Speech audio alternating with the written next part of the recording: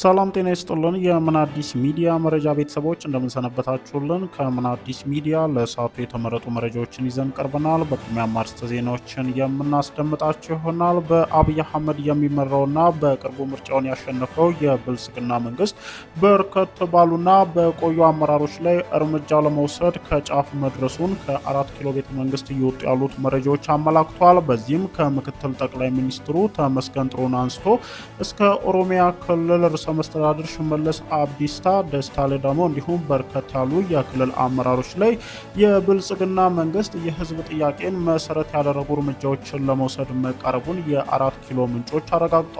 ከዚህ ጉዳይ ጋር ተያይዞ የተሰማውን መረጃም በዝርዝር የምናስደምጣችሁ ይሆናል።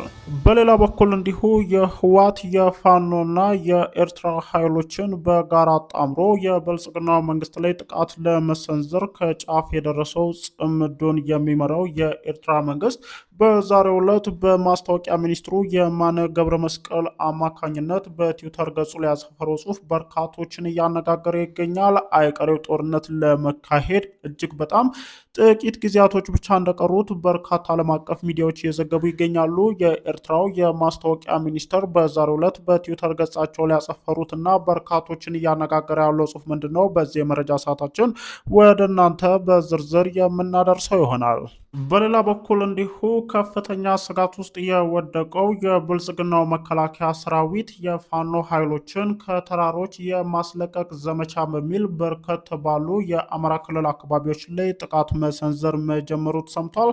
ከኤርትራና ከህወሓት ኃይሎች በጋራ በመሆን ከፍተኛ የተባለ ጥቃት ይከፈትብኛል በሚል ከፍተኛ ስጋት ውስጥ የወደቁት የአብይ አህመድ ከፍተኛ ወታደራዊ ጄኔራሎች የፋኖ ኃይሎች ይህንን አጋጣሚ ተጠቅመው ወደ 4 ኪሎ ቤተ መንግስት እንዳይገሰግሱ በሚል የፋኖ ኃይሎችን የማጥቃት አዲስ ዘመቻ መክፈታቸው ተሰምቷል።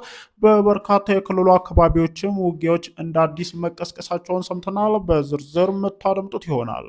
በሌላ በኩል እንዲሁ በቅርቡ በአርሲ የተካሄደውን ጭፍጨፋ ያወገዙት መምህር ዘላለም ታዬ ከእስር መፈታታቸው ተሰምቷል። ይህንን የአርሲውን ጭፍጨፋ አስመልክቶ ከፍተኛ ተቃውሞን ሲያሰሙ የነበሩ ግለሰቦችን ሲያስር የከረመው የብልጽግና መንግስት በመምህር ዘላለም ታዬ እስር ዙሪያ ከህዝቡ ከፍተኛ ቁጣ የተቀሰቀሰበት ሲሆን በትላንትናው ዕለት መምህር ዘላለም ታዬን መፍታቱን ሰምተናል። ጉዳዩን አስመልክቶ የተሰማውን መረጃ በዝርዝር ምናስደምጣችሁ ይሆናል።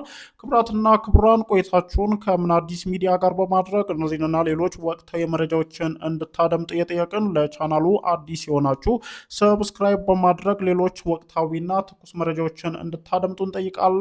ወደ ዝርዝር መረጃዎቻችን አለፍን። በቅድሚያም በሀገሪቱ የተካሄደውን ጠቅላላ ምርጫ በቅርቡ ያሸነፈው በአብይ አህመድ የሚመራው የብልጽግና መንግስት የህብረተሰቡን ጥያቄ መሰረት ያደረጉ ጠንከር ያሉ እርምጃዎችን በከፍተኛ አመራሮች ላይ ለመውሰድ መቃረቡ ተሰምቷል።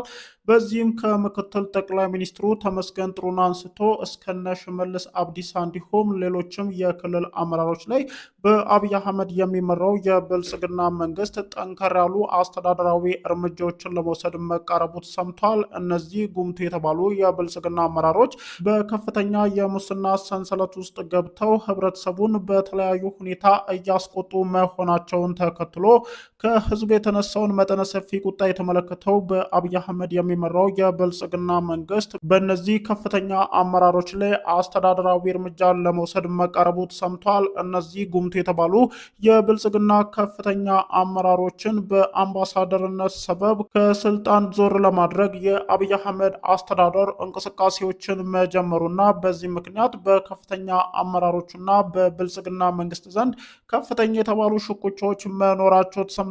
ይህንን አስመልክቶም ጉዳዩ ወደ ህብረተሰቡ እንዳይደርስ የ4 ኪሎ ከፍተኛ አመራሮች ከፍተኛ የተባሉ ጥንቃቄዎችን በማድረግ ላይ እንደሚገኙ ተሰምቷል። በቅርቡም የተመስገን ጥሩነህ ጉዳይ ሾልኮቶ በስፋት በሚዲያዎች እየተራገበ እንደሚገኝም ለማረጋገጥ ተችሏል።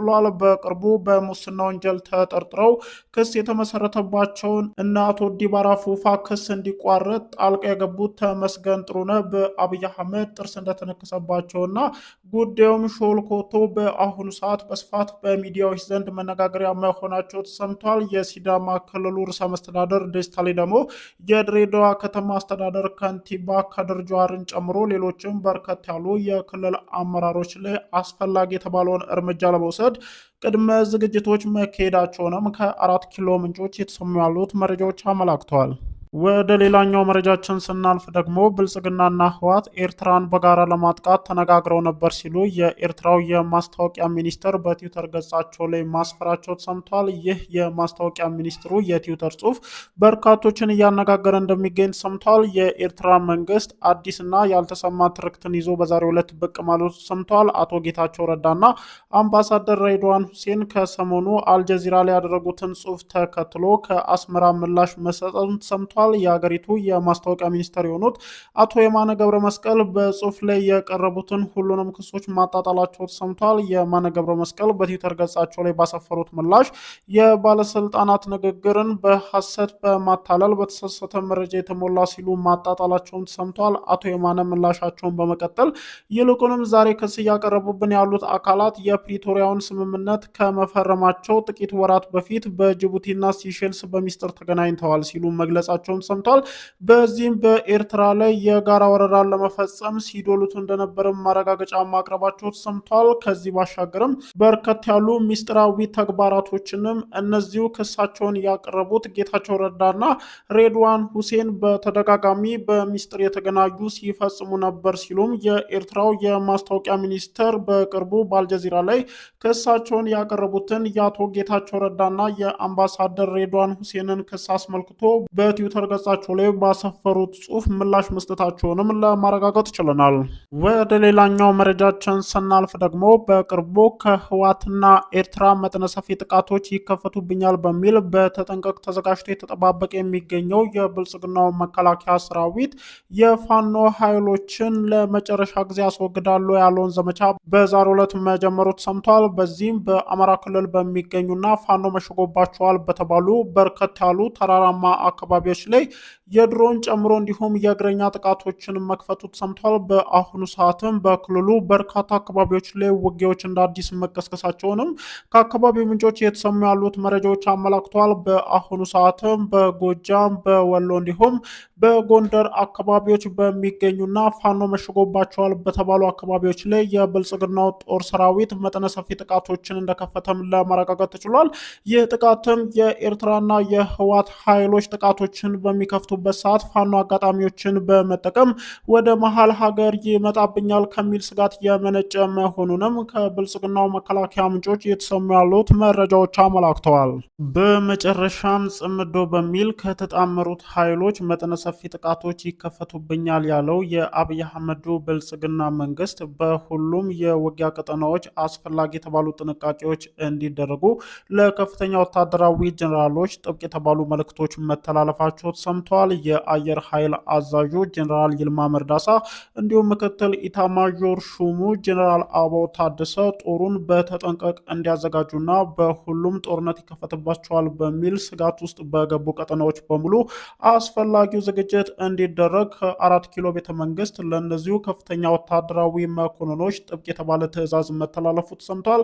ሻዕቢያና ህወሓት በጋራ በመሆን የመሰረቱት የጽምዶ ኃይል በእነዚህ ጥቂት ቀናቶች ውስጥ ውጊያዎችን ይከፍታል በሚል በአሁኑ ሰዓት ዓለም አቀፍ ተቋማት በከፍተኛ ስጋት ውስጥ እንደሚገኙም እየተሰሙ ያሉት መረጃዎች አመላክተዋል። ክቡራትና ክቡራን ከምን አዲስ ሚዲያ ለሰዓቱ የተያዙት መረጃዎች እነዚሁ ናቸው። ቸር ቆዩልን።